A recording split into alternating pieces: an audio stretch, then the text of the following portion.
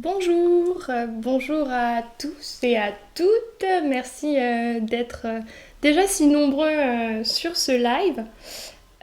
Bonjour Angeline de Vivois et bonjour Solveig. Et surtout, bienvenue aussi aux nouvelles personnes qui nous rejoignent parce que j'ai vu que dernièrement il y avait eu pas mal de nouveaux abonnements. Je pense que c'est notamment dû suite à l'article de Cyril Leclerc sur ma chaîne. Et voilà, je voulais vous souhaiter la bienvenue et vous remercier de me soutenir parce que voilà, un abonnement pour moi c'est un soutien et j'espère que la chaîne vous plaira, que les contenus vous plairont. L'objectif sur cette chaîne c'est de parler et de faire parler de communication digitale culturelle. Donc je propose plusieurs formats, il y a des discussions autour de sujets de communication culturelle. La dernière fois on avait parlé des collaborations entre les musées et les marques, en prenant l'exemple de la collaboration entre le musée du Louvre et Uniqlo. On discute aussi autour de l'analyse des réseaux sociaux de certaines institutions. Voilà, on était allé se balader sur les réseaux sociaux du château de Versailles et du musée de la vie romantique. C'est un des formats qui me plaît le plus à faire avec vous. Et il y a aussi, bien sûr, les interviews. Et donc aujourd'hui, c'est une interview.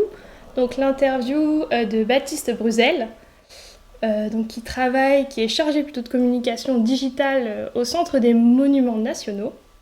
Et donc c'est l'une d'entre vous qui m'a proposé d'échanger avec lui. Et j'ai accepté parce qu'on a beaucoup parlé de musée dernièrement et pas tellement de patrimoine. C'est vrai que c'est un domaine que moi je connais un peu moins.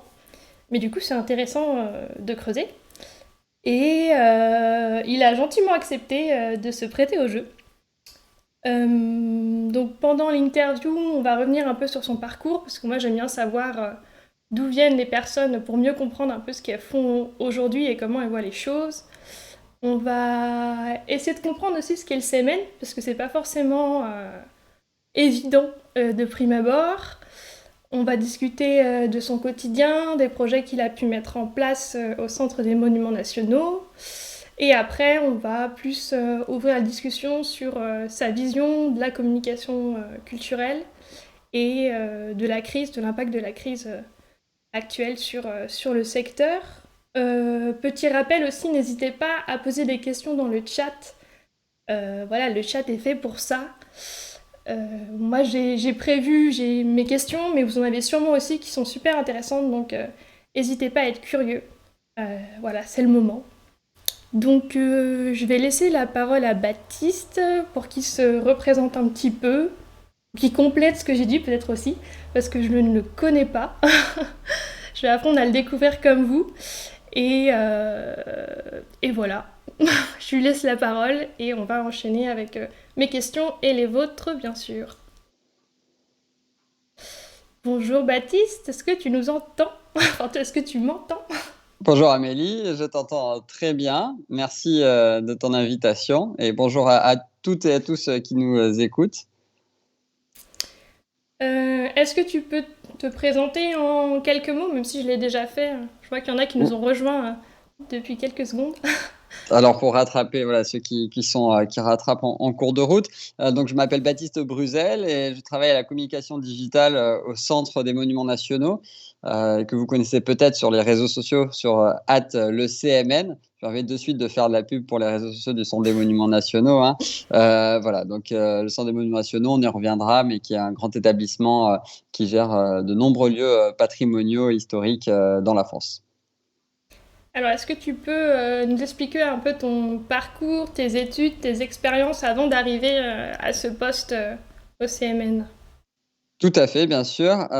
Donc bon, alors déjà je viens de Bordeaux et donc j'ai fait mes études à Bordeaux, une licence d'histoire complétée par un master d'histoire du droit. Donc pour ceux qui connaissent peut-être Bordeaux 3 l'université, puis ensuite Bordeaux 4. Après j'ai fait un an de prépa à Sciences Po sur du droit public et donc voilà, pas de communication et pas d'histoire de l'art spécifiquement, surtout de l'histoire mais pas d'histoire de l'art par exemple. C'est vrai que c'est un parcours qui est souvent effectué par mes homologues. Et derrière, j'ai travaillé à mon compte en tant que commercial indépendant dans la presse, donc du coup dans le milieu de la presse. Et pour arriver au Centre des Monuments Nationaux en 2013, attaché de presse tout d'abord, puis rapidement au sein de la communication digitale. Donc, on verra, mais j'ai appris ce métier vraiment sur le tas, vu que je connaissais mieux, en tout cas, les relations presse et ce domaine-là avant d'arriver à la communication digitale. Donc, ça fait plus de 7 ans et demi que je suis au CMN maintenant. Donc tu t'es entré dans le domaine de la communication par les relations presse, en fait, c'est ça? Exactement, exactement, avec Camille Bonneux notamment, qui est maintenant la responsable de la communication du Centre des Monuments Nationaux et qui était à l'époque à la presse, au pôle presse. Et donc j'ai fait mes armes pendant 6 mois au pôle presse, donc qui était très formateur et qui m'a appris beaucoup de choses. Et voilà, c'est un peu le hasard des choses qui a fait que, et puis c'est les opportunités qui sont comme ça. Un poste se libérer en digital, en tout cas se créer en digital, évidemment, au vu de Mhm. l'évolution des nouvelles pratiques de communication dès 2013 au CMN. Et donc, évidemment, j'ai postulé. Et la force du CMN, on en reparlera peut-être, c'est évidemment de connaître ce réseau qui est fort de plus de 1500 agents, de nombreuses circonscriptions de monuments, etc. Et que j'avais réussi vraiment rapidement à comprendre. Et donc, on m'avait dit, c'est une des forces, et donc le digital viendra après. Et en effet, après, le digital est venu sur le tas avec beaucoup de lectures, beaucoup de conférences, Mm. beaucoup de veille sur les réseaux sociaux. Et donc, depuis février 2014 ou mars 2014, je suis au digital. Donc, en effet, je suis rentré par la presse. Ouais. Et tes études, elles te servent quand même À tous les jours. aujourd'hui ou ouais. Tous les jours, je pense que n'importe quelle étude servirait. Ouais. Je dis souvent que des gens qui auraient fait peut-être de la biologie pourraient faire nos métiers. Alors peut-être que j'anticipe une de tes questions, mais c'était assez intéressant pendant très longtemps. Alors on n'est plus exactement constitué de la même équipe, mais pendant très longtemps, on avait notre responsable qui s'appelait Aurore Galarino, que certains d'entre vous, je pense, connaissent bien, ma collègue Juliette Huvet et moi-même. Et en fait, on venait tous les trois de milieux différents. Moi, plutôt du milieu économique, politique. Mhm. Juliette Huvet, plutôt littéraire, langue. Et Aurore venait, elle, du milieu scientifique. Et chacun d'entre nous avait son parcours d'études qui lui servait chacun dans son domaine et qui lui apportait quelque chose. Et je pense vraiment que voilà, mes études, moi, me servent tous les jours la capacité d'analyser, de prendre du recul, de synthétiser. Voilà, et c'est évidemment ce qu'on apprend en histoire du droit, mais c'est également aussi ce qu'on peut apprendre, je suis sûr, en études de biologie, d'histoire de l'art, de philosophie. Donc voilà, donc je pense que les études universitaires, et puis d'autres études, hein, évidemment, hein, que je connais peut-être moins, mais peuvent servir chaque jour à un métier, voilà, un métier qui, au départ, n'a pas vraiment de lien direct avec l'enseignement pratique qu'on a pu avoir en université, mais m'ont toujours servi. Ok, d'accord.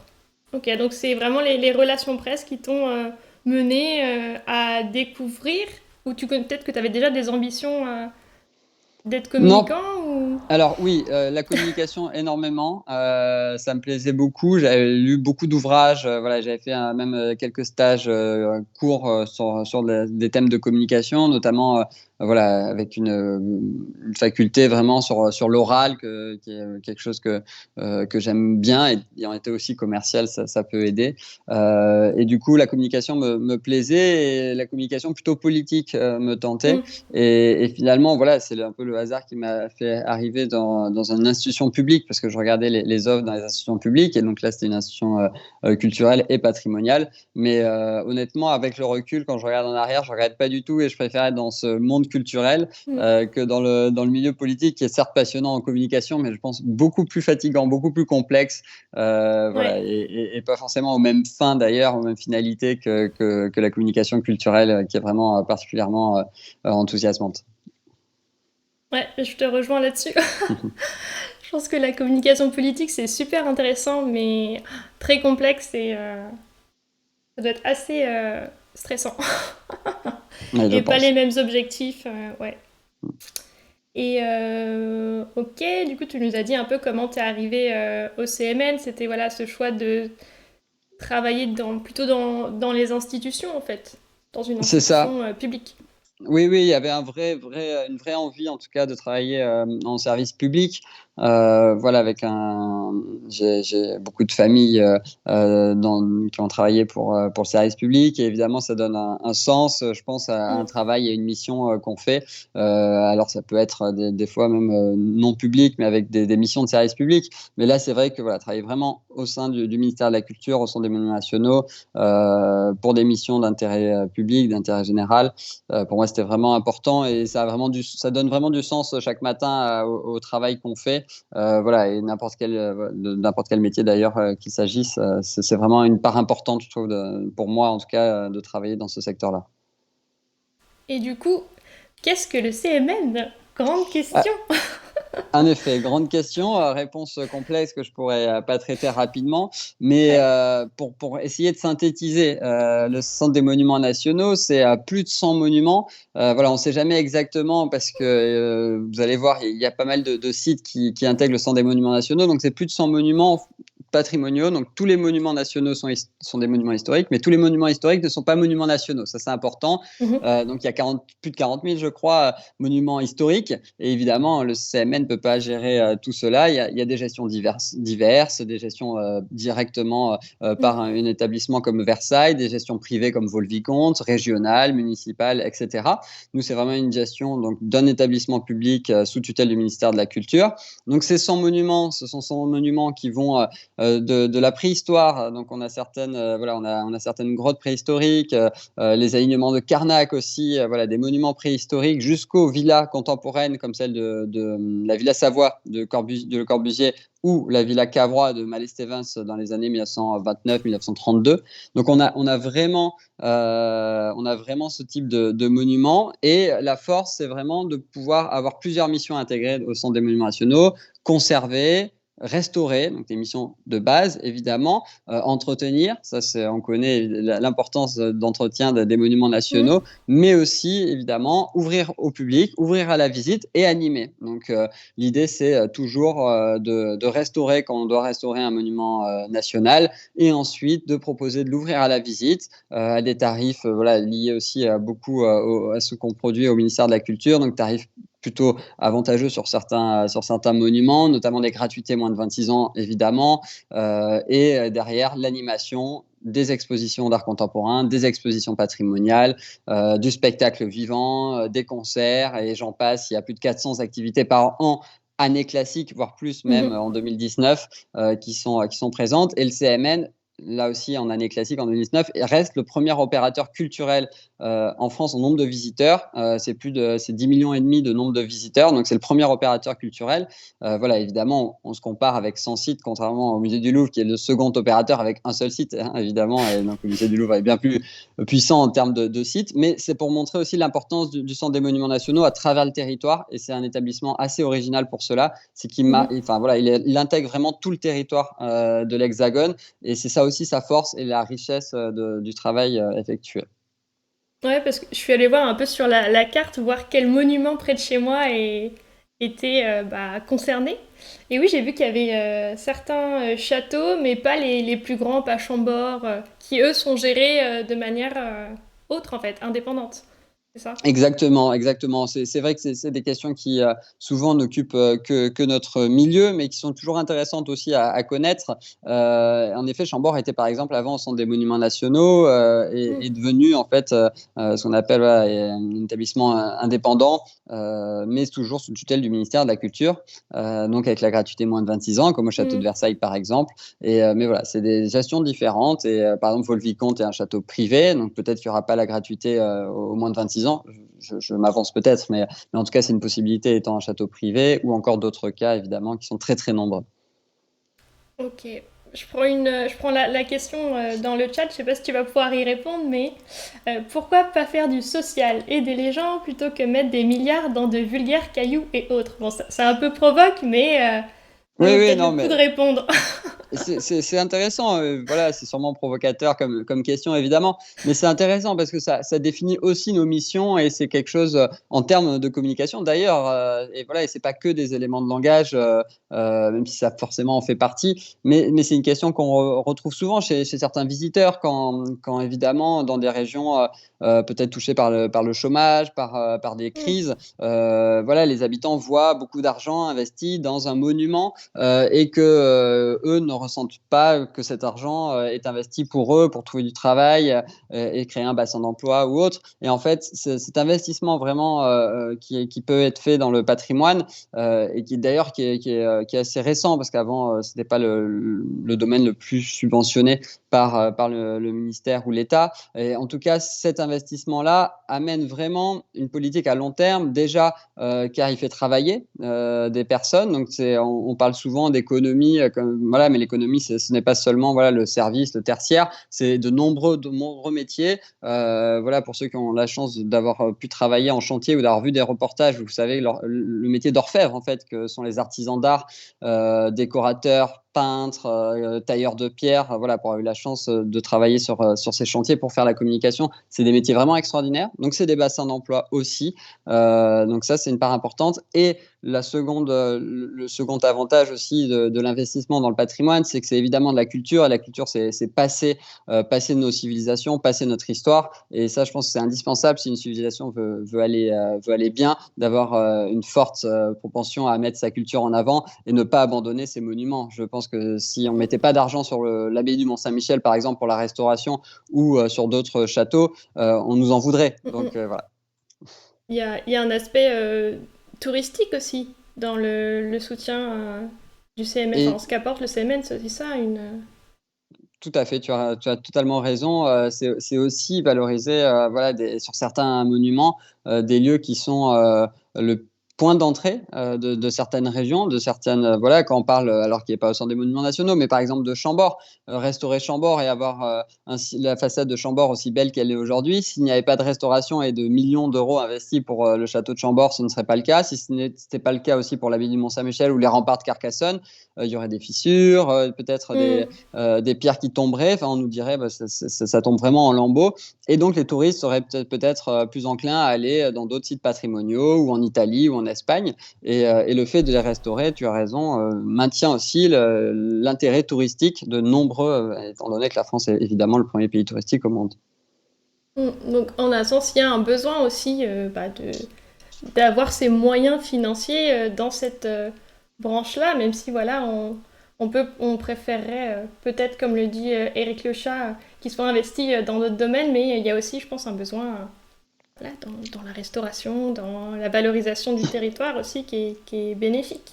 Donc C'est voilà. ça. Après, évidemment, ce sont des choix politiques. Donc là, Mm. ça nous dépasse un petit peu et c'est chacun qui aura son point de vue sur ces questions-là. Mais je pense que vraiment, évidemment, voilà, on sait que nos impôts, moi, je suis plutôt heureux, je fais partie des gens heureux de payer des impôts pour que ces impôts servent à la construction d'écoles, d'hôpitaux, de restauration de monuments, à tout, voilà, à toutes ces choses-là. Et j'essaye de ne pas en faire de hiérarchie, même si évidemment, je comprends qu'on puisse complètement penser voilà, que la priorité serait la justice, la santé, et c'est vrai que c'est peut-être encore plus fondamental. Mm. Mais je pense que tout va ensemble et que la culture est vraiment un bien commun qu'il faut préserver.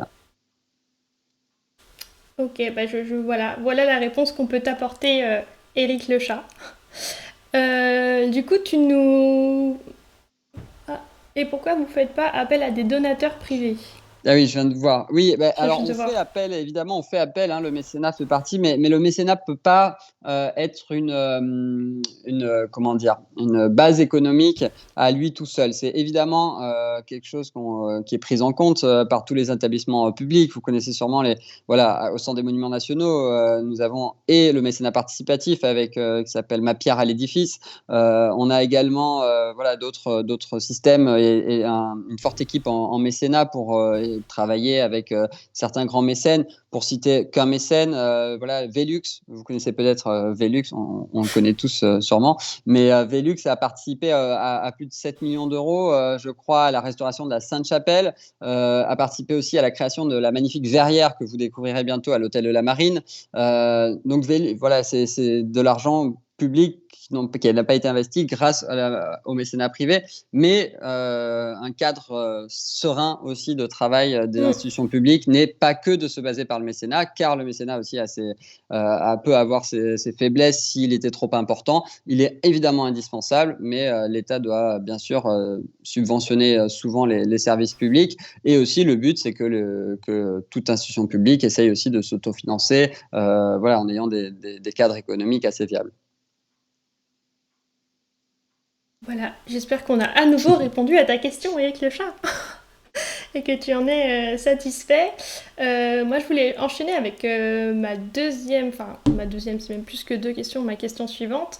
Donc, tu nous as expliqué que le CMN a regroupé plusieurs établissements. Et du coup, moi, ça m'a questionné sur comment on communique avec tous ces établissements. Enfin, quelle communication, du coup, va mettre en œuvre le Centre des Monuments Nationaux. Et du coup, comment votre communication est organisée, votre service est organisé et comment vous déployez cette communication.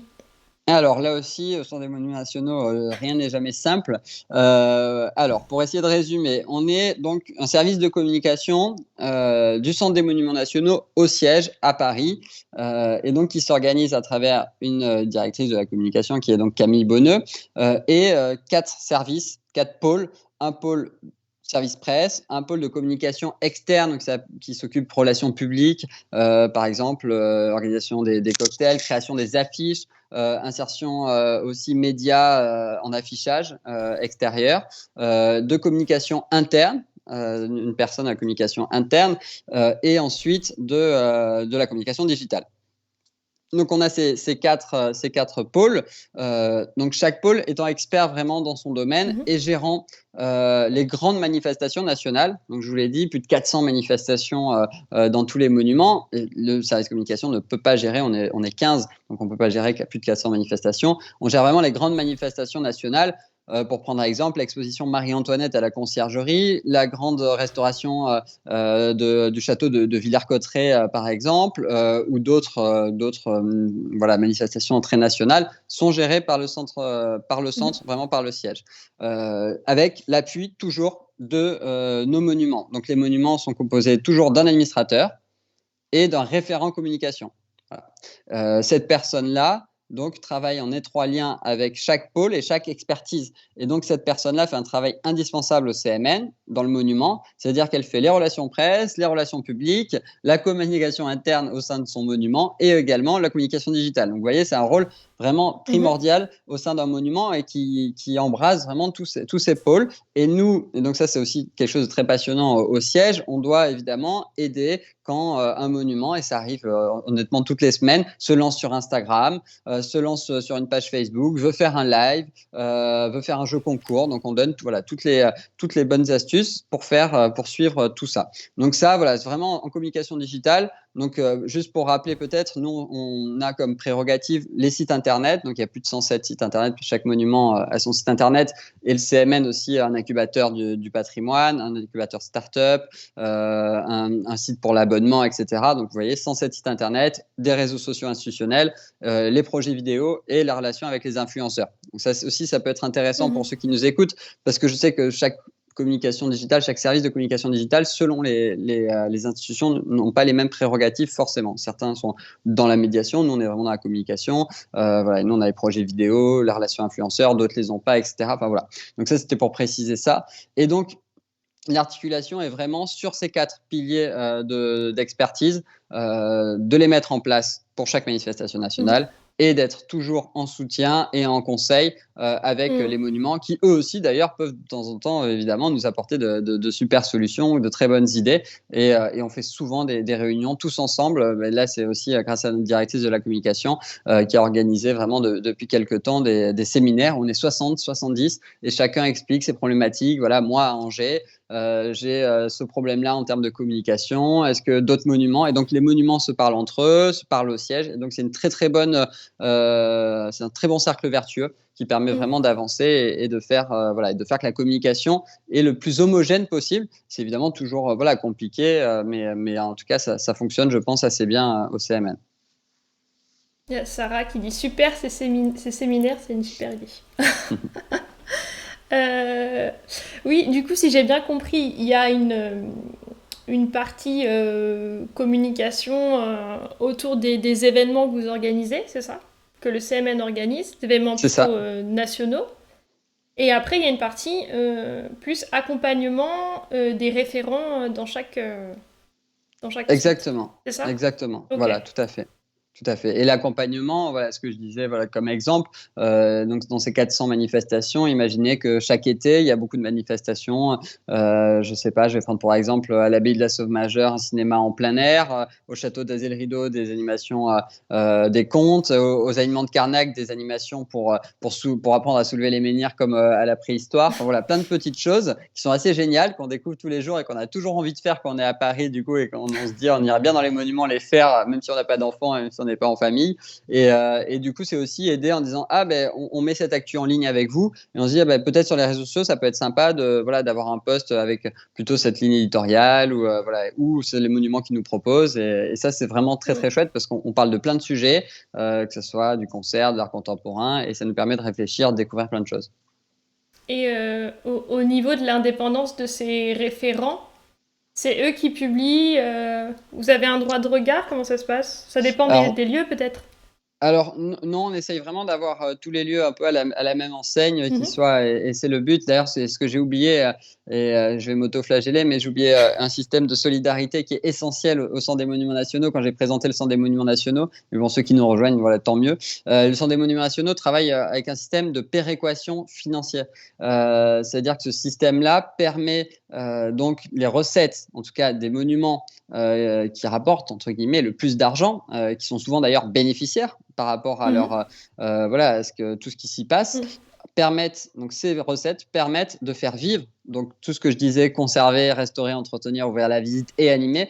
Mais ces recettes là permettent de faire cela dans les monuments entre guillemets les plus petits, les plus modestes, donc l'Arc de Triomphe, les châteaux et remparts de Carcassonne, l'abbaye du Mont-Saint-Michel, le Panthéon, la Sainte-Chapelle, le château d'Angers. Tout ce type de monuments sont évidemment bénéficiaires, mais tout cela va dans le pot commun et permet de Mhm. faire vivre le château d'Acier, la Villa Kyrillos, l'abbaye du Toronnet, etc. J'en passe évidemment. Mais voilà, ça c'est un système très important qui permet de montrer comment on se tient aussi, d'être Mhm. vraiment égalitaire. Souvent on me demande quel est votre monument préféré. J'ai toujours du mal à répondre parce que voilà, déjà de pas faire, j'ai de très bons amis, de ne pas en perdre et dans les collègues. Et évidemment, c'est vraiment important pour nous de parler de tout le Mhm. monde. Vous verrez sur notre compte Mhm. Instagram, par exemple. L'idée, c'est pas de mettre. Évidemment, on ferait plus de likes si on mettait l'abbaye du Mhm. Mont-Saint-Michel, l'Arc de Triomphe et Carcassonne tous les 3 jours. Mais évidemment, c'est pas le but. Et on doit mettre le château d'Acier, le château de Mhm. Puy-Guilhem. Et c'est de magnifiques châteaux. Et donc, voilà, on est toujours très heureux de les valoriser aussi. Donc, pour la communication, c'est aussi ça. Ouais. Vraiment, tout le monde a la même enseigne. Pas de formation donc au départ quand moi je suis arrivé. Et puis petit à petit, on a pris le pas au sein du pôle digital, notamment avec Aurore Galeno et Juliette Huvet, de vraiment valoriser chaque monument et de de leur donner de l'autonomie, parce que c'est ce qu'ils demandaient, ce qu'ils voilà, savent parfaitement faire. Et donc, ils ont la main pour créer un peu leur site internet, en moins les actualités et les pages contenues, donc qui sont vraiment importantes de plus en plus dans nos sites internet. Donc ça, c'est très bien aussi pour eux. Donc, on a toujours un œil, un regard, mais plus de conseils que pour leur dire non, il ne faut pas faire ça. Et sur les réseaux sociaux, ils sont évidemment autonomes, formés aux réseaux sociaux, autonomes dans ce qu'ils publient. On ne regarde pas, parce qu'on ne peut pas regarder 70 pages Facebook avec 3 posts par semaine. Ce serait beaucoup trop chronophage. Mais évidemment, on leur fait grande confiance. Et voilà, je vous conseille d'aller voir certaines pages Facebook, et même toutes les pages Facebook. C'est compliqué, mais ils font du super bon travail. Donc voilà. Donc nous, on est vraiment là et pour accompagner s'ils ont Mhm. des questions concernant Mhm. faire un jeu concours, parce qu'on a des modèles de règlement juridique, voilà, ce genre de choses. Créer une petite pastille vidéo, parce qu'aussi on a plus l'habitude. Voilà. Mais sinon, tout se fait indépendamment. Ok, je prends les questions du Ouais. coup. Solveig qui demande, en plus de l'aspect formation des référents, est-ce que vous avez mis en place des outils pour harmoniser l'ensemble des prises de parole? Alors oui, on a quelques outils en fait qui sont vraiment des kits de communication, notamment des kits de communication post-formation, et d'ailleurs qui ne concernent pas que le digital. Nos collègues de la communication externe, dont c'est la responsable est Laure Kivogne, ont fait des kits de communication pour faire des affiches assez uniformisées et qui permettent très rapidement d'intégrer sa photo d'animation avec la bonne police et de faire un flyer, un visuel. Et nous, de même, sur les sites internet, on a créé des supports vraiment qui permettent, en fait, qui sont des trames qui permettent de suivre pour le référencement, voilà, qui sont des questions aussi qui sont vraiment d'expertise digitale aussi, mais pour intégrer un bon référencement, de l'accessibilité sur nos sites internet évidemment, sur les réseaux sociaux même chose, le respect des droits d'auteur, voilà, beaucoup de choses comme ça Mhm. qui sont en fait des trames. Après évidemment, chaque monument va avoir aussi sa ligne, sa sensibilité. On ne peut pas demander, même si nous on demande toujours un ton, voilà, qui soit réseaux sociaux. Ça pour nous c'est important de ne pas avoir de ton institutionnel, de ne pas commencer un post Facebook par le Centre des Monuments Nationaux est fier d'inviter. Voilà, ça fonctionnera pas. Mais à part ça, honnêtement, entre les alignements de Carnac qui vont peut-être avoir une communauté spécifique, le château de Pierrefonds qui a une communauté excessivement bien engagée et passionnée du château, et la Villa Cavrois par exemple, on va pas être sur les mêmes communautés, donc forcément voilà, c'est à chaque monument et chaque monument est le mieux placé pour s'adapter sur sa ligne. Donc Mm. ça, il y a une liberté évidemment sur ce côté-là. Mm, mm. J'enchaîne du coup les questions. Eric Le Chat, bon, je réponds rapidement. Moi, c'est que en 2011, je ne connaissais pas Twitch. Donc, je pouvais pas m'y lancer. Mais puis, il faut avoir un projet aussi. Moi, j'avais pas de projet. Et maintenant, j'ai un projet sur Twitch. Et c'est pour ça que je m'y suis lancée. Parce que c'est pour moi l'outil le plus pratique pour parler de ma passion et le partager à d'autres. Voilà. Ensuite, artisan communicateur, observez-vous des pratiques de communication différentes entre Paris et les petites villes de campagne? Alors, pas vraiment en communication digitale. Alors oui, ça peut arriver, ça peut arriver.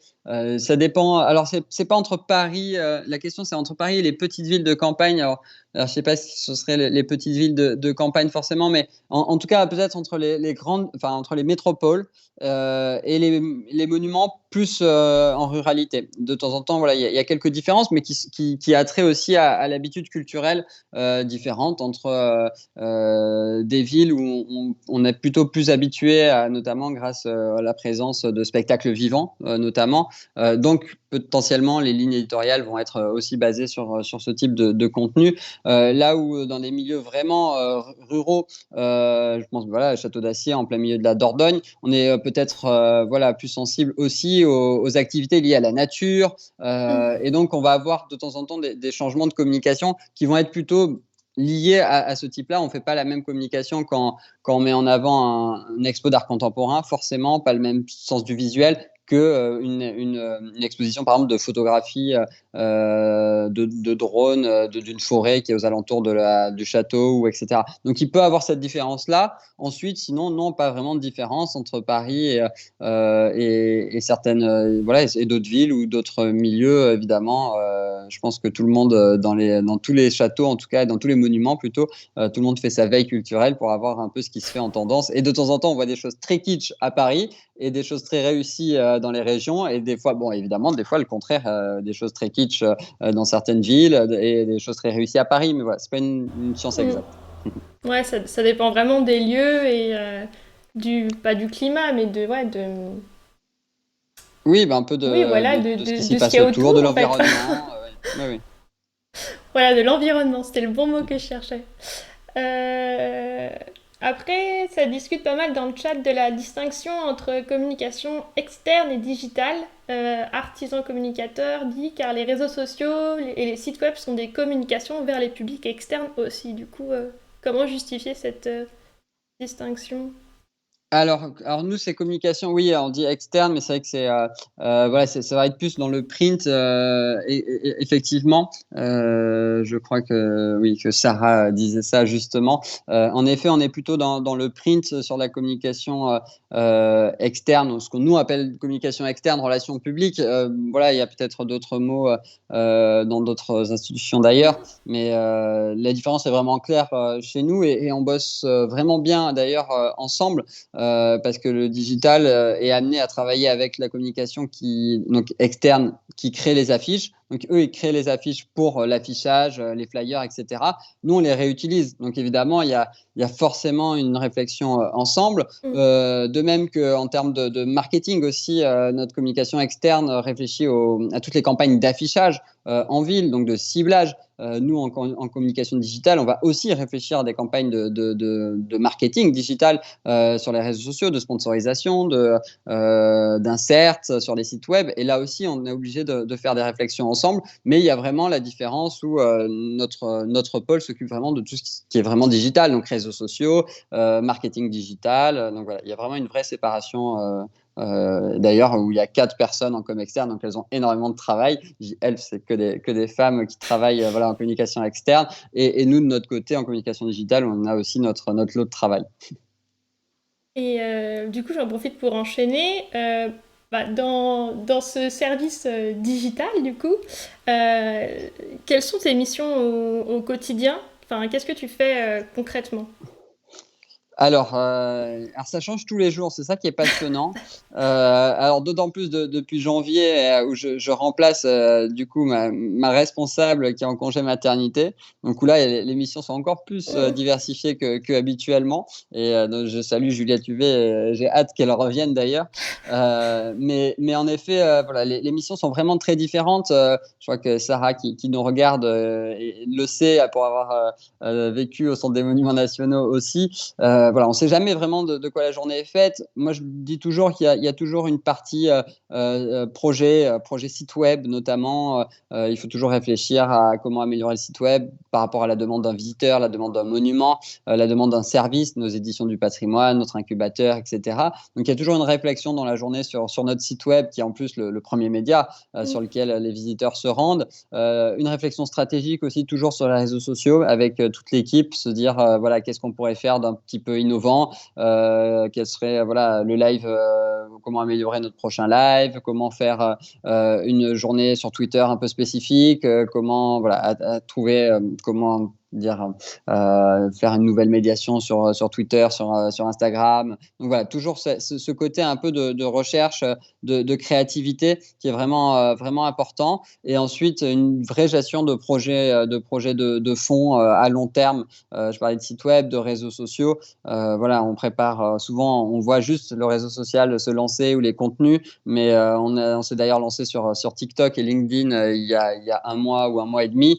Et c'est Mhm. vrai qu'on a l'impression que voilà, quand on est public, que ça se lance comme ça, mais ça a été un vrai travail pendant 3 semaines, un mois, avec ma collègue Camille Poirier notamment et notre stagiaire Ninon Mercier, de devoir vraiment réfléchir sur la ligne éditoriale. Et donc ça, c'est un travail en fait, qui est long, parce qu'on la remet Mhm. en cause 2 jours après. On dit, ah, mais sur TikTok notamment, parce que je connais peu ce réseau avant de y être lancé sur le CMN, de se dire, oh là, mais ça, c'est déjà une nouveauté, ça s'est déjà passé. Et donc, ben, on refait la ligne éditoriale, etc. Donc, il y a vraiment voilà, une partie très créativité, que ce soit réseaux sociaux ou site internet, parce qu'on oublie souvent les sites internet requièrent une forte créativité et des nœuds au cerveau pour trouver la meilleure façon de donner l'information aux visiteurs. Et aussi côté réseaux sociaux, voilà, et des gestions de projets, vidéo, influenceurs, voilà, Mhm.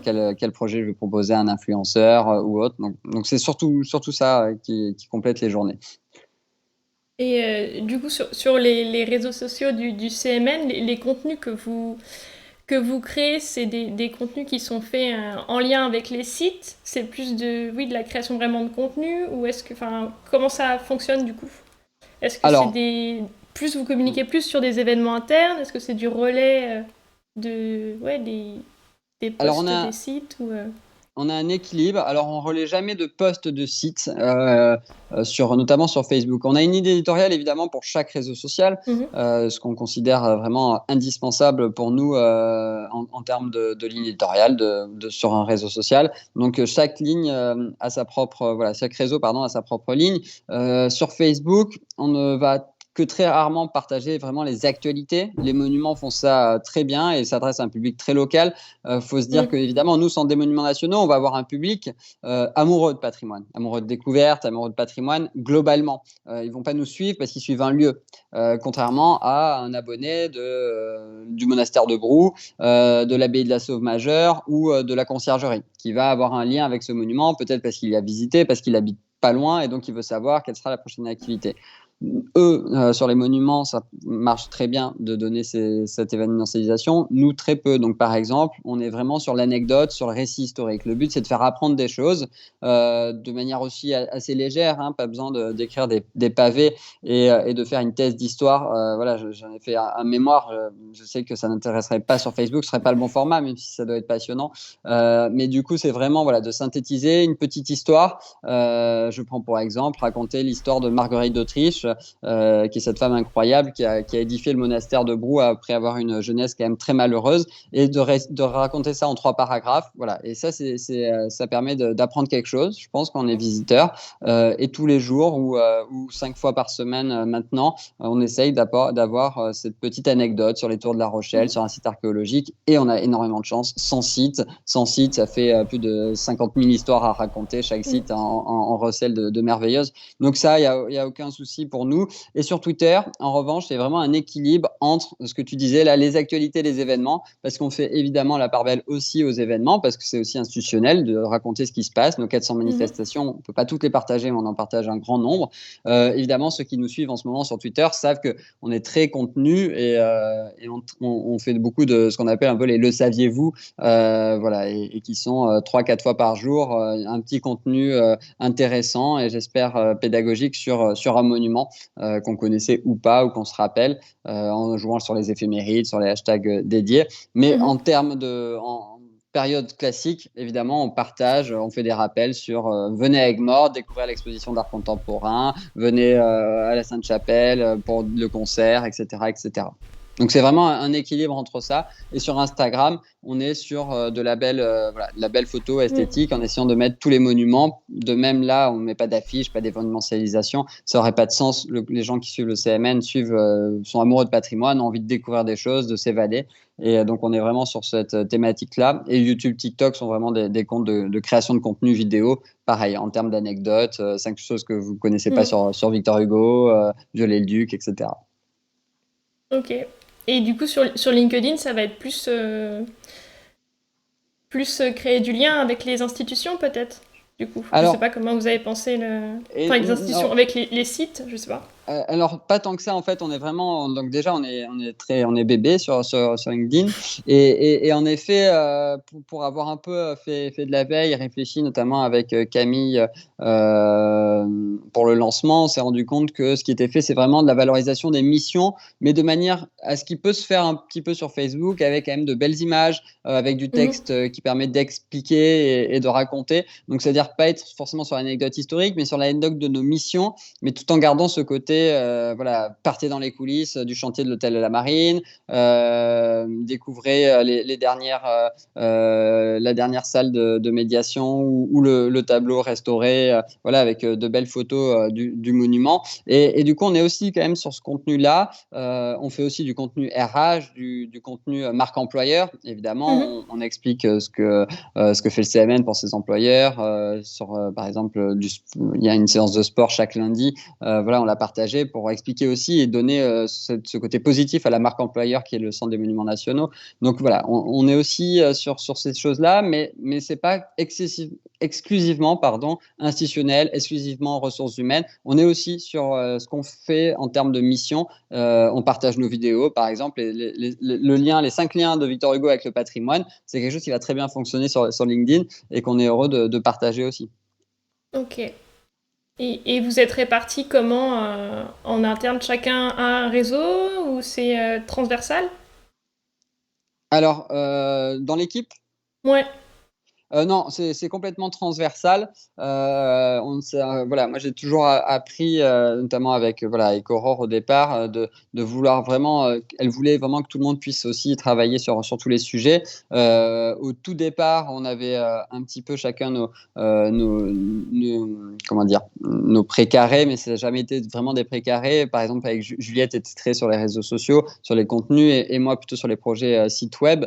Mais en fait, on a très très rapidement voilà, pu mélanger ça, et c'est très important d'ailleurs dans les équipes, et pour ceux qui Mm, nous écoutent, qui se lancent, voilà, de demander de tout faire, de ne pas se laisser seulement sur les réseaux sociaux, parce que du coup c'est plus dur, même on en reparlera peut-être, mais pour trouver des boulots, dire on est juste community manager, entre guillemets, et juste community manager, c'est déjà un très, très gros métier à faire, mais en tout cas de pouvoir, voilà, donc moi j'ai de suite demandé à travailler sur les réseaux sociaux vu que je ne connaissais pas, Juliette de travailler sur les sites web, et du coup maintenant on a vraiment cette faculté à travailler sur tous les sujets. N'importe qui dans l'équipe peut mener un projet mm. vidéo, un projet influenceur, un projet web ou un projet réseaux sociaux. Donc ça, c'est vraiment important pour nous.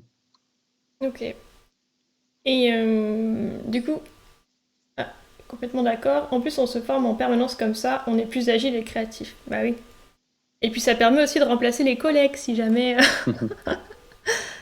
niveau management d'équipe, c'est bien aussi. Du coup, oui, est-ce que la crise sanitaire actuelle a impacté votre travail? Je pense que oui. Mais dans quelle mesure et comment vous avez fait pour continuer à créer du lien, à créer tout court aussi, malgré la fermeture des lieux? Alors, ça a été compliqué comme pour beaucoup de mes homologues et de mes collègues. En effet, on a dû très vite s'adapter sur cette question-là. Et on a très rapidement, avec Juliette, vu qu'on n'était que tous les deux l'an dernier, réfléchi à comment créer de nouveaux contenus, et des contenus qui attiraient à ce moment-là. Et donc, on s'est recentré. Là, je le disais avec une forme de logique, évidemment, on n'a pas d'actualité, mais vraiment, on a décidé de se recentrer sur devenir un compte, une anecdote un jour, en fait. Et donc, ça veut dire que donner à nos abonnés le sentiment que s'ils allaient voir notre compte, notre page Facebook, notre compte Twitter chaque jour, du coup, ils allaient découvrir quelque chose de nouveau et apprendre quelque chose sur le patrimoine, sur l'histoire, et que dans les temps de confinement, ça faisait plus que du bien. Et sur Mhm. Instagram, une belle photo, et on a même créé une page web dès le début du confinement, avec toutes nos ressources en ligne. Donc déjà, on a travaillé évidemment sur le site web, pareil, qui est vraiment important pour nous. Donc sur une page qui recensait nos visites à distance, nos liens évidemment sur les réseaux sociaux, nos plus belles vidéos, et puis tout ce qui était fait. Et dans les monuments ont eu énormément de créativité aussi. Et donc on a fait ce choix-là, donc de créer du contenu, d'essayer de faire du contenu un peu nouveau, qui est toujours dur quand on est loin des lieux. Et donc on avait un jour, donc on avait un thread, un jour un thread, donc c'était chaque jour un thème, ou un monument, mais c'est surtout un thème. Et donc chaque jour on abordait un thème, le sacre des rois, église romane, baroque, oui, voilà, romaine gothique, pardon, plein de choses comme ça, château fort, Mhm. tout ce que vous avez voulu savoir sur les châteaux forts, enfin voilà, plein de petites choses comme ça qu'on qu'on avait moins le temps de faire avant, de thématiser, et qui ont très bien marché. Et ensuite d'ailleurs, à la réouverture, on a fait le tour de France des monuments, chaque jour un monument. Pour être dans la continuité. Et donc, on a travaillé ça. Et puis après, on est parti aussi sur une politique de live, pour créer du lien, Mhm. qu'on savait qui fonctionnait, mais qui était peu fait. Nous, on avait un peu fait au tout début, et je sais que ça avait été d'ailleurs mis en avant aussi au sein du ministère, parce que c'était des choses qui étaient intéressantes, mais on avait peu de moyens. Et là, vraiment, on a décidé, notamment, on avait fait un live marathon sur Instagram. C'est un exemple, mais un live marathon avec les agents des monuments, les agents qui créent les contenus sur Instagram. Et pendant 5 heures, donc on avait 10 monuments pendant une demi-heure. Donc moi, j'étais le demi-écran de présentation, et chaque chargé de communication est venu présenter ce qu'il faisait, et donc donner envie aux abonnés du CMN à venir découvrir l'abbaye de Montmajour sur Instagram ou sur les réseaux sociaux, le château d'Oiron, etc., etc. Et ça aussi, ça avait très bien fonctionné. On avait pas mal de visiteurs, alors qu'on montrait rien. C'était voilà, comme on fait là, en fait, c'est passionnant, et on ne le savait pas forcément avant de le faire, que de Mmh. ne pas montrer l'image des monuments était aussi intéressant. Voilà, donc on a dû réfléchir à ces choses-là et typiquement à ces genres d'exemples qui nous ont permis de faire vivre. Voilà. Et par exemple aussi, dernier exemple peut-être, on est carrément parti, parce qu'avec Juliette, on aime bien faire à manger et on est très gourmand. Et du coup, on est parti sur des recettes historiques. Et chaque semaine, Juliette et moi, on préparait, donc pendant quelques temps, on a préparé des recettes historiques. Donc, par exemple, le poulet, c'est le poulet Marengo, évidemment, issu de la bataille de Marengo de Napoléon, qui a vraiment un sens historique. Napoléon finissant la bataille et demandant qu'on lui fasse un poulet. Et en fait, on fait avec ce qu'on a sur place et ça donne le poulet Marengo. L'orangeade de Monsieur Viguier, propriétaire du château de Bouches dans le Berry, etc., etc. Et du coup, on a eu plein le gâteau au chocolat, ça c'est Juliette de Georges Sand. Et ces petits contenus en fait un peu différents, un peu sympas, mais qui Mmh. rappelaient toujours l'histoire, le lieu, ont très bien fonctionné. Et c'était voilà. Et je pense que c'était quand même des choses assez chouettes à faire aussi nous en création. J'ai loupé les pastilles gastronomiques. J'ai pas vu passer, mais il faudra que je me renseigne. Ah oui, ouais, voilà, il faudrait retrouver, parce que maintenant c'est vrai que ça va très vite un peu au fin fond des réseaux sociaux une fois qu'on a passé, mais si je retrouve, je t'enverrai le lien avec Ah, plaisir. je veux bien. Je suis curieuse maintenant. Alors, artisan communicateur, est-ce qu'au retour à la normale, vous allez mettre de côté cette médiation culturelle en ligne pour revenir à de la euh, retape événementielle? Venez voir cette expo, ne manquez pas ceci, gna gna gna. Question de temps et de moyens pour créer des contenus originaux, ou vous vous dites que cette créativité deviendra votre communication? Alors, ce que je disais au début, c'est vrai que l'avantage de notre choix éditorial, de mettre en avant nos actualités vraiment sur Twitter, qui est quand même le réseau peut-être, qui est un réseau assez institutionnel. Après, moi, c'est un réseau que j'aime particulièrement et qui n'est pas d'ailleurs forcément institutionnel, mais qui pour les institutions culturelles l'est un peu devenu, peut-être même un peu trop, et qu'il faudrait y réfléchir. Mais malheureusement, Twitter n'offre pas particulièrement de nouveautés créative. Et là où Hmm. évidemment voilà, on s'amuse un peu comme des petits fous quand on va sur TikTok, sur Instagram, qui proposent chaque fois des nouveautés de création vidéo, de montage en direct sur les logiciels. Et même par rapport aux mises en avant, par exemple vidéo sur Twitter, etc.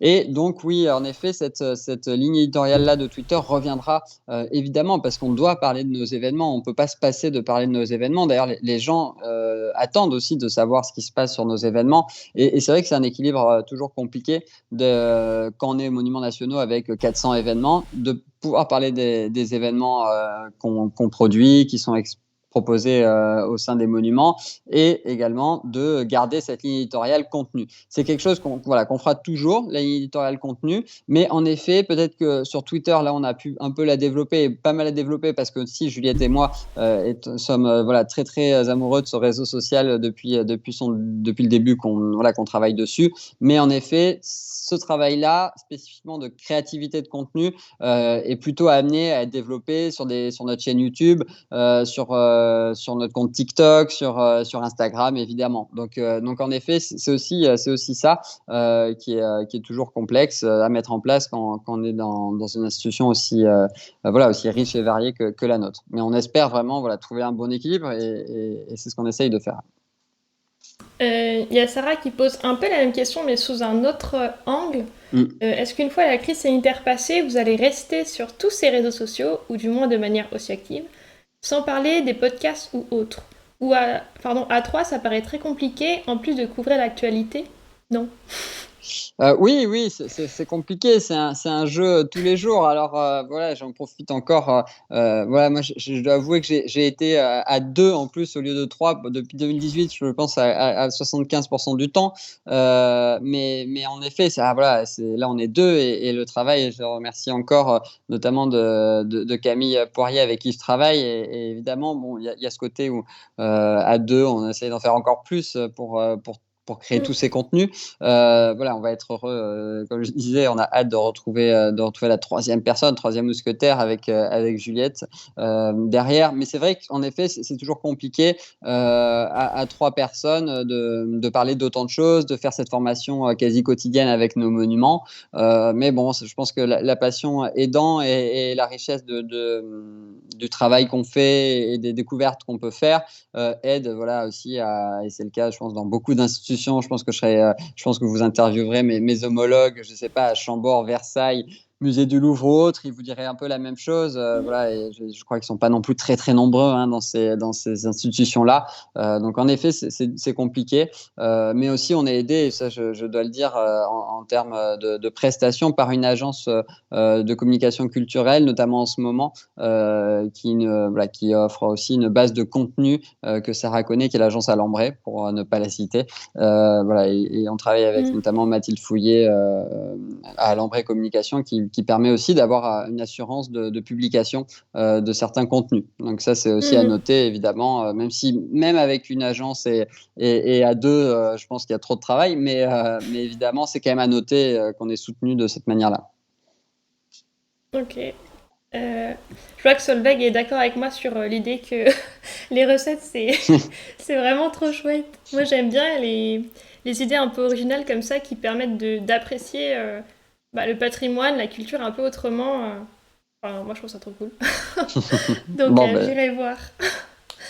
Est-ce que vous arrivez à mettre en place des outils harmonisés type playlist ou hashtag pour retrouver une typologie de publication publiée dans le passé sur chacun des réseaux sociaux? Est-ce que c'est oui, vraiment une oui, oui, tout pratique? à fait, tout à fait. Et puis pour nous, c'est très important parce que malgré tout, voilà, et puis on peut pas passer, voilà, on peut pas se battre pour développer le digital dans les institutions. Et ce qui a été fait notamment depuis que nous, Camille Bonneux aussi est là, et donc et de pas pouvoir aussi donner d'analyse. Voilà, on est aussi soumis aux analyses, c'est bien normal. Et puis on peut se tromper, et il y a aucun souci quand on crée, on se trompe, mais il faut aussi l'analyser, sinon ça n'a pas vraiment de sens. Donc évidemment, on travaille un jour un thread, le Tour de France des monuments, ce sont des hashtags qu'on a développés pendant 3, 4, 5, 6 semaines. Nos lives également, on les suit et donc qu'on analyse en faisant des bilans Mhm. précis, en sachant, et ce qui nous permet en fait aussi d'adapter nos lignes éditoriales. Donc en fait, tout est analysé, c'est une évidence. Ça, je sais que notre ancienne responsable, Aurore, voilà, nous avait toujours expliqué que c'était indispensable d'analyser parce que ça permettait le jour où on change par exemple de direction de communication, de présidence aussi, de montrer le travail qui est fait et que c'est pas du gadget. On parle de communication Mhm. digitale, tu connais ça très bien du coup avec toutes tes interviews, mais on peut avoir ce reproche-là en disant oui, voilà, vous publiez un tweet ou deux tweets par jour, ça va vite et bon, c'est un peu le gadget pour montrer on est là, mais ça n'a pas vraiment de sens, ce qui est évidemment faux, mais il faut le prouver aussi, la presse doit le prouver, la communication souvent externe en affichage doit montrer aussi que Mhm. les cibles et que l'affichage fait fonctionne, et c'est la même chose pour nous. Pas très nombreux et toujours plus à gérer. Il a l'air Ah, surpris. oui, oui, ça c'est le. Bon, après, évidemment, on pourrait se dire c'est la dure vie du service public, mais en fait, je crois qu'au digital, même dans le privé, on se dit, on trouve la bonne personne, et puis on se dit, oh là, mais il a l'air de très bien faire les Ah, réseaux sociaux, cynique. donc on le met, voilà, ah, oui, cynique, on le met aux réseaux sociaux, puis finalement, oh bah, il a l'air pas mauvais en marketing digital, donc on va lui faire les campagnes, puis ah, le webmaster, bon ben voilà, et on se retrouve à mouton à cinq pattes. Mais bon, c'est intéressant parce que du coup, on n'est pas très âgé au sein du pôle, et on a tous à peu près la trentaine, et du coup, on doit se battre aussi, et c'est voilà, un vrai métier d'évangélisation dans cette direction, d'expliquer pourquoi on a besoin de recruter, d'avoir de nouvelles personnes, parce que du coup, on est aussi, entre guillemets, important, parce que la communication se pense vraiment à 360 degrés. Elle ne peut pas se penser que par la presse, que par la communication affichage externe ou que par le digital. Voilà, aucun n'aurait de sens. Et donc, on doit vraiment être fort ensemble et donc ne pas avoir de pôle un petit peu plus faible. Donc ça, c'est sûr qu'on se bat aussi pour expliquer ça. Mais au Centre des Monuments Nationaux, on est un peu tous à la même enseigne puisqu'on est 3 à la presse, 4 à l'externe et 3 au digital. Bon, je note juste la remarque de Sarah. Oui, mais beaucoup font moins de choses. Et puis, entre parenthèses, je ne suis pas complètement objective. C'est gentil, c'est vrai.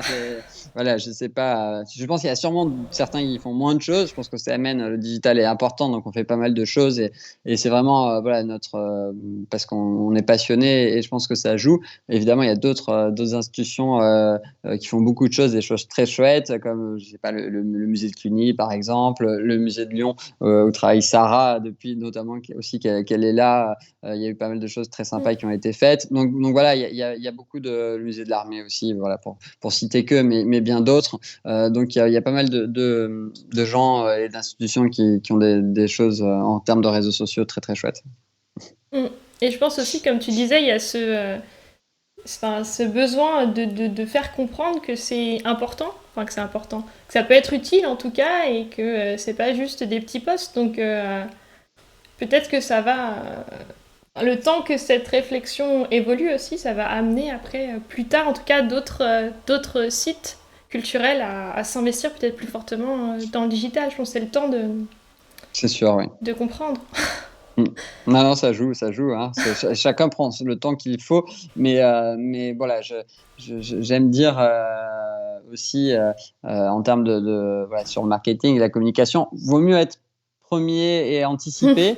Voilà, c'est toujours mieux que de suivre. Et donc, nous, on essaye toujours. Alors, des fois, on suit, hein, des fois, on arrive aussi en retard et on se dit, ah ben, ils ont fait ça, c'est trop chouette. Puis, c'est très bien de le faire, d'ailleurs, dans un deuxième temps. Mais arriver aussi à anticiper, à être novateur, c'est vraiment, voilà, on arrive du coup à créer l'attention et c'est ce qui est Mm. souvent demandé en communication.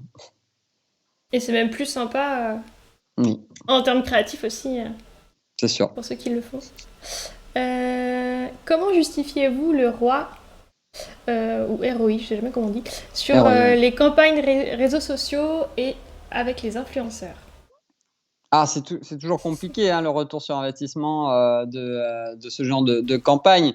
Évidemment, la communication, contrairement au marketing, fait que c'est la campagne de notoriété. La campagne de notoriété, pour concrètement l'analyser, évidemment, ça génère des frustrations sur certaines équipes parce qu'on ne crée pas l'achat de billets directement, on ne crée pas l'achat d'un abonnement, l'achat d'un livre de nos éditions. Évidemment, nous, on fait connaître et donc on déclenche une connaissance, une notoriété qui amènera par le futur un acte de visite ou un acte de bouche à oreille aussi. Donc voilà, donc c'est vrai que le retour sur investissement, et ça, les gens qui font du marketing, qui ont été formés dans les écoles de marketing, les écoles de commerce, je peux comprendre qu'en effet, voilà, ils trouvent, ils aient un côté un petit peu, comment dire, avec un peu de réserve sur ce qu'on fait parce que disant bah oui mais vous bon on sait pas trop à quoi ça sert, ok vous en parlez, vous avez beau nous dire c'est vu par 1 200 000 personnes votre hashtag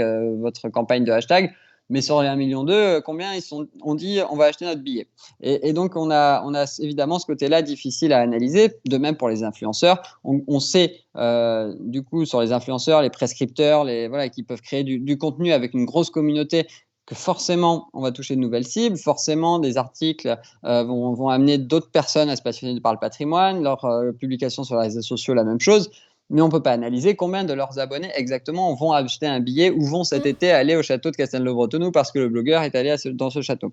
Donc évidemment, c'est une question complexe qu'on peut mettre en place plutôt sur le marketing digital, et même sur le marketing digital, quand on fait des campagnes sponsorisées par exemple sur les réseaux sociaux, on n'intègre pas forcément, on ne fait pas une campagne forcément sur de l'achat, mais beaucoup sur de la notoriété. Déjà parce que la campagne d'achat très stricte ne fonctionne pas forcément dans le milieu culturel, peut fonctionner évidemment, mais ne fonctionne pas forcément. Et donc oui, on sait aussi, c'est quelque chose où on évangélise en expliquant qu'on fait de la notoriété et qu'à travers la notoriété, on ne vend pas forcément de billets. Solveig qui demande peut-être que cela a déjà été précisé, mais l'ensemble des contenus multimédia, type podcast ou vidéo, est réalisé au sein de la com digitale. Pas de service audiovisuel, pas d'agence. Beau boulot en tout Alors, cas. et du coup, merci Solveig pour ce compliment. Alors, on a un peu des deux. On a un peu des deux, mais on fait beaucoup nous-mêmes. On doit dire, alors, pour les derniers podcasts que vous avez entendus, qui sont issus de notre responsable de la communication interne, donc au départ, on s'était dit, on fait un podcast en interne, mais le podcast est tellement réussi, enfin moi je trouve tellement réussi qu'on a décidé aussi de le présenter à nos publics et je crois que voilà, c'est un joli succès et donc ça a fonctionné. Là, c'est une start-up par exemple de l'incubateur du patrimoine. Donc vous voyez, on est dans un cercle vertueux au CMN, on incube des start-up et on les fait travailler également. Et donc on a fait travailler la start-up Ose Masterclass sur la création de ce podcast.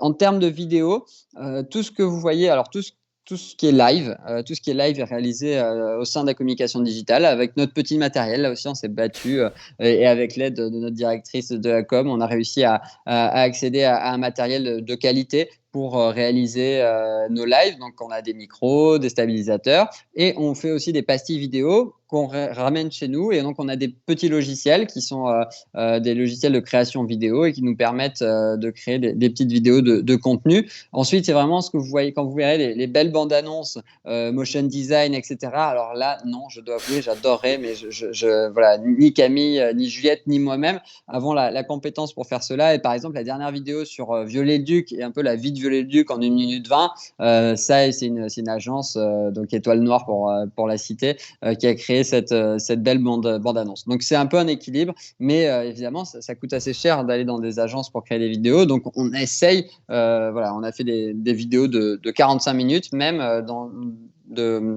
transversales entre monuments sur Alexandre Dumas pour fêter l'anniversaire de naissance d'Alexandre Dumas. On a enregistré sur des directs qu'on a montés ensuite une pastille à Villers-Cotterêts, lieu de naissance, une pastille au Panthéon où il est inhumé, une pastille au Château d'If, évidemment, où Edmond Dantès, son célèbre héros, a passé la première partie de son ouvrage avant de s'y échapper. Et donc, on a créé en fait cette vidéo nous-mêmes en faisant enregistrer et sur des logiciels de flux streaming, comme tu fais très bien d'ailleurs, Amélie. Et on a réussi à créer cette petite vidéo. Donc voilà, on se débrouille, mais voilà, les plus belles vidéos ne sont pas de notre fait, faut l'avouer.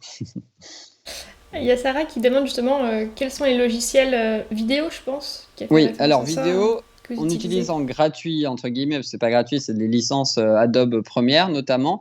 Sinon, il y a quelques applications et nous, on a une licence du logiciel PlayPlay. Qui permet, vous savez, les vidéos un peu à la brute, où on a le sous-titrage qui apparaît en surligné. Donc, ça marche très, très bien. Le contenu nous fonctionne très bien. On l'a utilisé pour notre dernière vidéo pour expliquer ce qu'était le traité de Villers-Cotterêts lors de la Journée internationale de la langue française.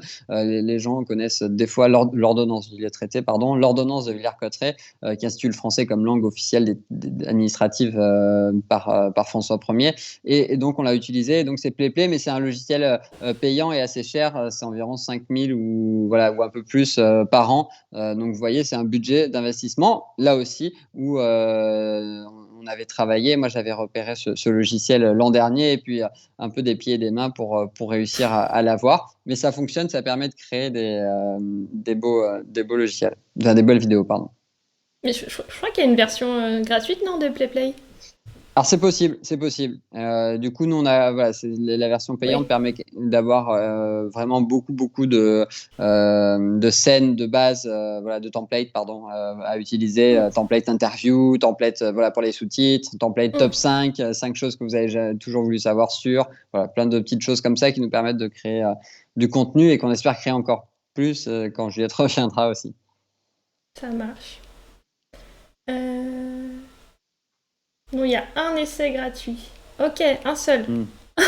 Ouais, logique, Ok. ouais, c'est le commerce, hein, c'est normal. Parce que j'ai des collègues qui l'ont déjà utilisé, donc je pensais que c'était gratuit, mais ouais, ça doit être juste un essai. Je crois qu'il n'y a plus de questions. Après, c'était juste des petites remarques. Voilà, que je te laisse regarder si tu veux. Je vois sur C'est les du startups. positif en tout cas. Oui.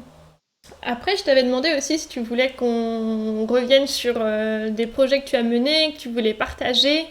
Voilà, un peu en mode retour d'expérience. Alors attends, je change de fenêtre. Et donc, tu m'avais proposé du coup les lives, on en a un petit peu parlé. Et alors l'autre visuel, je sais plus ce que c'est. C'est un blog trip. Ok. Un blog trip avec des influenceurs. Alors, c'est deux parties différentes. C'est là où c'est intéressant. C'est vrai que notre base dans le pôle, je l'ai dit, sur les piliers un peu de nos missions, c'est vraiment les sites internet, évidemment, qui sont le premier média et les réseaux sociaux. Et une fois qu'on a on n'atteint jamais vraiment la totalité de la connaissance sur ces sujets-là, évidemment, mais une fois qu'on les maîtrise quand même assez bien, le but était évidemment d'aller chercher un peu plus loin sur les vidéos et sur les relations qu'on peut avoir avec voilà, ce qu'on appelle influenceurs ou prescripteurs, comme on souhaite les appeler. Et donc voilà, je voulais mettre en avant ces deux choses. Le premier, donc, qui sont les lives, qui étaient quelque chose qu'on espérait vraiment mettre en place depuis longtemps. Et ça, c'est un peu la situation de la crise sanitaire qui nous a permis, voilà, c'est peut-être un des seuls avantages, un très rares avantages, mais qui nous a permis de mettre en avant en fait ces lives parce qu'on voulait créer du lien entre les visiteurs, nos abonnés, nos communautés et nos agents sur nos réseaux sociaux. Et du lien aussi plus fort, plus engageant que le lien simple qui peut être fait avec un seul post un peu pédagogique, où les gens disent ah, j'adore ce monument, j'y suis allé, etc., qui sont déjà des choses très très chouettes à recevoir. Mais là, vraiment créer une possibilité aussi d'interaction, des questions à écrire, voilà, avoir l'administrateur de l'abbaye du Mont-Saint-Michel, l'administrateur du Panthéon qui est devant vous et vous pouvez lui poser des questions en direct pendant une visite. C'est assez génial pour des communautés fans de patrimoine.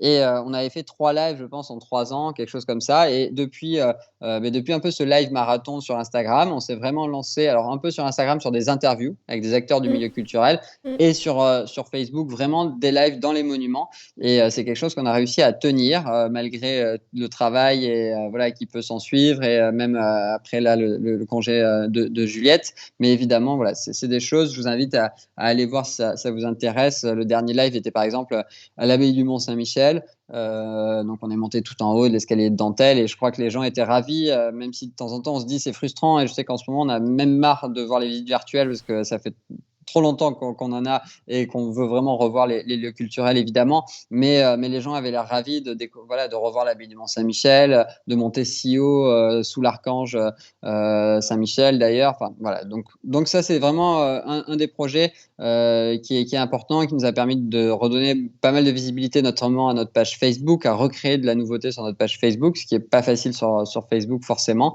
Et donc on va continuer, notamment voilà, le prochain sera au château de Champs-sur-Marne dans pas si longtemps. Alors je sais pas exactement si on a dû changer la date à cause de la neige et du verglas qui s'annonce sur Paris, mais voilà. Donc le but c'est vraiment de donner aussi cette visibilité là à des monuments et il y a pas mal de monuments d'ailleurs. Vous verrez, il n'y a pas que les monuments les plus connus sur ces lives.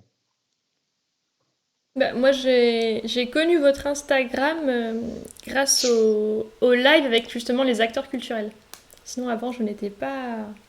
Ah, Comme bah, très quoi, bien, très ça bien. fonctionne.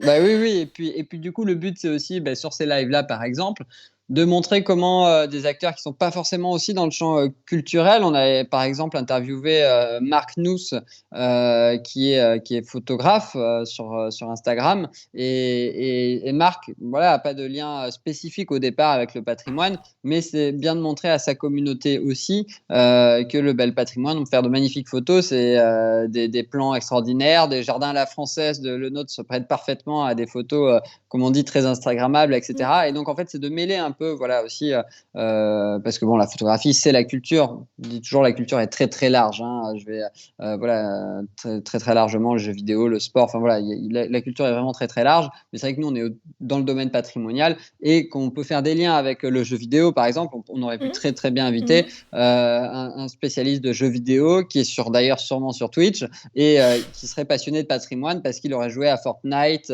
dans les châteaux de la Loire, etc. Donc on voit que ça permet aussi de découvrir et de dépoussiérer entre guillemets le patrimoine, également de faire ce genre de live. Et du coup, se mettre au live, ça a été compliqué. Il y a eu des difficultés. Ou, Alors oui, grosses difficultés techniques. Alors tu le sais aussi bien que moi du coup, mais évidemment, voilà, on a dû appeler. Enfin, je me suis carrément retrouvé à appeler un grand blog de basket, étant passionné de basket, et donc d'une personne qui fait plein de lives pour lui demander comment on faisait un live, ses conseils, etc. Et voilà, de précieux conseils m'ont été transmis par cette personne donc du blog Trash Talk. Et finalement, ça nous a permis de découvrir que le son, c'était pas si simple, que même voilà, juste un téléphone, ça suffisait pas, qu'il fallait évidemment arriver tôt sur les monuments pour scénariser, parce que je pense que la première fois, voilà, on a dû galérer. Un de nos premiers lives avec Juliette et un souvenir mythique tous les deux, et à l'abbaye du Mont-Saint-Michel, où on a un vent voilà, décorner les bœufs. Du coup, on entend quasi rien. Je suis obligé de filmer quasiment Ouais. sur la bouche de notre administrateur et notre président Philippe Bellaval. Donc les plans sont quand même peu heureux. On n'était pas très fiers pour lui montrer. Et puis après, on était monté tout en haut de l'abbaye avec Juliette et on s'était dit, on fait l'histoire nous-mêmes, on prend pas d'administrateur. Bon, on n'avait pas raconté de bêtises, mais ça manque quand même du côté en plus d'avoir l'administrateur ou du guide conférencier, évidemment, de l'abbaye. Et on était totalement essoufflé en arrivant en haut. Enfin, voilà, on s'en rendait pas trop compte, mais c'était le premier. C'était une un très chouette souvenir, je pense, pour elle et moi. Et donc, petit à petit, voilà, on a investi, on s'est dit le son, très important. Donc, investir dans les micros sans fil aussi, ce qui permet, Mm. voilà, on a maintenant un stabilisateur et un micro sans fil sur le téléphone. Du coup, on peut, voilà, moi, je peux partir filmer à 15 mètres et laisser l'administrateur discuter. Et on a notamment innové sur le dernier format à l'abbaye du Mont-Saint-Michel, où c'était le guide de l'abbaye du Mont-Saint-Michel, un des guides célèbres de l'abbaye du Mont-Saint-Michel, François Saint-James, qui discutait avec le blogueur Culturez-vous. Mm. Et c'était un nouveau format, un format un peu plus télé aussi, mais qui fonctionnait, je trouve, assez bien, avec une déambulation en fait dans l'abbaye et une discussion entre quelqu'un qui découvrait entre guillemets l'abbaye et Mm. un de ses plus grands connaisseurs. Donc voilà, donc on apprend sur les formats, mais c'est sûr qu'il vaut mieux être bien équipé en termes de micro, de téléphone et de stabilisateur. Donc il y a forcément un petit crash test au début Ah, parce force. que je vois beaucoup d'institutions qui se lancent dans le live et souvent je me dis ah, mais c'est dommage, le son il est vraiment mauvais ou on n'arrive pas à suivre et c'est souvent les premières vidéos comme ça et ouais peut-être que c'est pas si grave que ça d'avoir Non, des petits voilà. soucis au début. Enfin je sais pas trop voilà comment prendre la chose. Oui, il faut se lancer. Il faut se lancer, évidemment. Voilà. Et je me souviens, on avait d'ailleurs, parce qu'on avait été quand même, là, du coup, je parlais de côté innovant, une des premières institutions à se lancer sur les lives à la Museum Week en 2015. Et donc, le ministère de la Culture nous avait invités aux réunions des community managers de toutes les institutions culturelles à parler de ce sujet parce que, voilà, aucune autre institution ne faisait de live et tous étaient super intéressés. Je me souviens, on avait voilà, parlé avec deux institutions, BNF, Grand Palais, etc. Et je me souviens à l'époque de notre présentation avec Aurore et Juliette où on disait, bon, perche à selfie, téléphone, voilà, essayer d'avoir le dernier téléphone, c'était l'iPhone 6 à l'époque, qui aujourd'hui, si on me disait faire un live à l'iPhone 6, je disais, c'est un peu juste en termes d'image. Voilà, plein de petites choses comme ça où aujourd'hui on dirait, voilà, prenez un vrai stabilisateur, un micro sans fil. Alors, nous, on avait dit un micro cravate, c'est pas mal. Bon, voilà, ça suffit pas en fait, un micro cravate. Enfin, ça peut suffire, mais c'est quand même prendre des risques niveau son. La dernière fois, on a fait micro cravate et on nous a dit dans les commentaires, ah, mais on n'entend pas très bien, etc. Voilà, donc plein de choses comme ça qui changent, qui évoluent très vite. Et moi, je fais une veille quasi hebdomadaire sur ces questions-là. Je regarde les derniers micros qui sortent, les derniers stabilisateurs, pour voir s'il n'y a pas voilà, un investissement à faire qui serait indispensable. Évidemment, on ne dépense pas n'importe comment sur l'argent public sur ces questions-là. Donc, vraiment, il faut être sûr de son choix et pas acheter n'importe quoi, évidemment. Ouais, faut s'intéresser, ouais, faut se cultiver, se renseigner là-dessus, quoi. Si on veut C'est se ça. lancer, en tout cas. C'est ça, et pas hésiter à aller regarder des spécialistes des lives, notamment sur ce réseau social qui est Twitch, où on apprend beaucoup. On voit que voilà, on voit notamment des spécialistes de live de jeux vidéo, pardon. Si on veut faire des live conférences, en fait c'est à peu près la même chose que les lives réseaux sociaux, sauf qu'on parle d'autre chose. Les lives, pardon, jeux vidéo. Mais du coup, c'est vraiment important d'aller s'enseigner aussi sur ce type de réseau. Surtout qu'ils sont très bienveillants. Enfin, moi, il y a beaucoup de gens qui m'ont aidé Oui. de la sphère du jeu vidéo qui sont venus m'aider. Ah oui, Alors oui, oui. que j'ai rien demandé. Mais enfin, ils sont vraiment. Enfin, moi, en tout cas, les personnes qui sont venues et la communauté que j'ai sont super bienveillants là-dessus. Donc, ouais, faut pas hésiter, je pense, à demander. Ouais, c'est sûr. Alors, pour la gestion de la connexion d'ailleurs, ça ne pose pas de soucis pour les lives.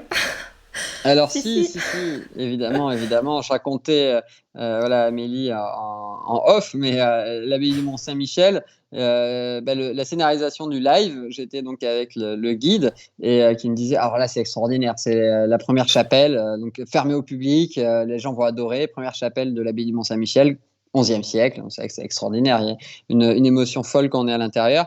Et je regarde, je suis vraiment désolé, mais 0 bar, c'est 0 bar. Je veux dire, je peux tout faire, mais je ne pourrais pas faire le live stream depuis cet endroit-là. Et pareil, après, on va dans les premières cryptes aussi, là aussi, des pèlerins, et non plus. Et donc, on a dû faire des choix. Et voilà. Mais ce qui est très important, c'est de regarder. Parce que j'aurais fait ça il y a 5 ans, j'aurais fait, ah, génial, on fait la chapelle, et puis on se serait lancé. Bug dès le début de la vidéo, et donc quasi pas de public parce que les gens restent pas sur un live qui fonctionne mal. Ouais. Cela confirme un constat que la crise a initié des collaborations inédites et a fait communiquer d'autres membres de l'équipe qu'uniquement les communicants. Oui. Oui, avec les guides, les agents, en Mm-mm. effet, c'est sûr. Oui, le plus difficile en live stream est le son, pas l'image. Ouais. Ouais. Puis le son fait tout pour moi. C'est le son qui va faire que tu as envie de continuer à suivre. Pire si Ah l'image est oui. pas terrible, voilà, mais le son. Ouais. Et du coup, on n'a pas trop parlé de Alors, l'autre événement. oui, rapidement, juste j'avais mis le bloc RIP parce que c'est quelque chose un peu particulier, donc je pensais que c'était intéressant au CMN plutôt que sur des musées. Voilà, le but c'est de nous de valoriser aussi le monument, mais pas de le valoriser seul. Les monuments, voilà, existent évidemment de manière historique seuls, mais en matière de territoire, les monuments n'existent pas forcément seuls et n'ont pas forcément d'ailleurs d'intérêt à exister seuls. Et donc nous, dans notre communication, il y a toujours eu une réflexion sur l'ancrage territorial d'un monument. Évidemment, bon, si on parle de l'Arc de Triomphe ou de l'abbaye Mont-Saint-Michel, ça fonctionne tout seul, les gens veulent aller le voir tout simplement, Mm. mais beaucoup d'autres monuments ne fonctionnent pas de cette manière-là. Et donc, les créations des blog trips avec des blogueurs ont vraiment été importants pour valoriser un territoire. Et je mettais voilà ce que tu as affiché à Bordeaux, par exemple, avec à l'époque notre apprentie Élise Lafage. Et on avait travaillé sur une valorisation du territoire dans son entièreté, c'est-à-dire Mhm. valoriser la ville de Bordeaux, valoriser le transport pour aller du coup pour voyager, en plus un transport plus écologique voilà qui est le train plutôt que l'avion. Donc voilà, aller, et c'est un peu un tout compris pour donner aux gens envie. Voilà, peut-être qu'en parlant de l'abbaye de la Sauve Majeure, on n'arrivera pas à donner envie à une personne d'aller à l'abbaye de la Sauve Majeure depuis Paris, mais si on prend le prisme touristique avec, Mm. voilà, on a un TGV qui va quand même très vite, qui vous permet d'aller à Bordeaux. À Bordeaux, évidemment, une gastronomie, une ville qui est assez extraordinaire. Et derrière, si vous voulez aller visiter un endroit extraordinaire aussi, qui est complètement différent de ce qu'on connaît à Bordeaux et qui change un peu des tartes à la crème de Saint-Émilion et du Cap Ferré, où en plus vous ne serez pas tout seul, c'est l'abbaye de la Sauve-Majeure, abbaye romane, en ruine, Mhm. extraordinaire, avec cette forêt. Et donc, en fait, en mêlant tout ça, on arrive à valoriser nos monuments et voilà, et en mettant en avant des acteurs du patrimoine, la Maison des Vins, par exemple, qui est à côté aussi de cette abbaye, parce que, bon, à Bordeaux, il y a de la vigne partout, donc dans cet endroit-là aussi. Mais voilà, c'était aussi montrer comment les monuments nationaux, c'était une intégration au territoire. Mhm. Les monuments nationaux, c'est pas juste un monument d'État posé là, qui est géré par le ministère de la Culture et par le CMN, et point barre, c'est aussi une intégration dans le territoire. Et ça peut donner des idées de séjour aussi. Peut-être à des gens qui habitent C'est le plus but. loin ou ouais. Exactement. Le but, c'est aussi si on parle que d'une histoire d'un monument, ça passionne et on se dit, ah, peut-être que j'irai un jour, mais pour Mm-mm. déclencher aussi l'envie, il faut aussi se Mm-mm. projeter un petit peu. Et l'idée week-end, ça, c'est quelque chose qui fonctionne très bien, je pense, pour tout le monde. Et on s'est tous dit, tiens, j'irai bien en Bourgogne. Et le jour où on voit peut-être un article qui fait 3 jours en Bourgogne, que voir? Et là, on voit Mm-mm. visiter Dijon, aller voir un spectacle, je sais pas, à l'opéra ou au théâtre de Dijon, se balader aux Hospices de Beaune et à l'abbaye de Cluny. Et là, on se dit, ben voilà, là, ça valorise l'abbaye de Cluny, qui est son des monuments nationaux, parce qu'elle est intégrée Mm. dans une démarche touristique aussi. Ouais, c'est plutôt malin. Tac, je reviens comme ça, parce qu'on va passer à la dernière partie, un peu plus une ouverture sur toi, ta vision, de l'évolution de la communication digitale, de l'impact aussi de la crise sanitaire. On en a parlé un peu tout au long de notre Mm. échange, mais est-ce que tu peux prendre un peu la parole sur Oui, ça? alors, ma vision, c'est vrai que c'est complexe d'anticiper, hein. Je suis pas un spécialiste de la boule de cristal, enfin même si voilà, surtout là comme ça. Mais en effet, c'est intéressant de voir l'évolution actuelle aussi du monde de la culture, du digital en fait. C'est surtout ça aussi. On a vu que le digital a pris une part importante, a permis de relier en fait la culture à son public, à des publics même qu'elle ne connaissait pas à travers voilà, des choses très innovantes.